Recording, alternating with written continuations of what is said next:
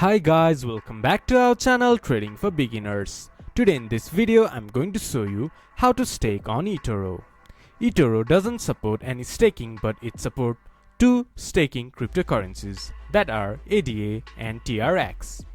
Now let's dive right into the video. First of all, open your Etoro application or go to Etoro website from your browser. Then log into your account. Then this type of interface will appear in your screen. From the top search bar, search ADA.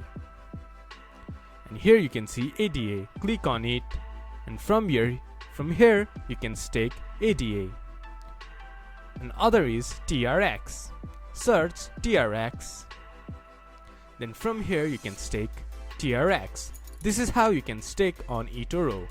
This much for today's video. If you guys find our video helpful, please leave a like and comment. And do not forget to subscribe our channel and hit the bell icon. I'll see you guys again in our next video.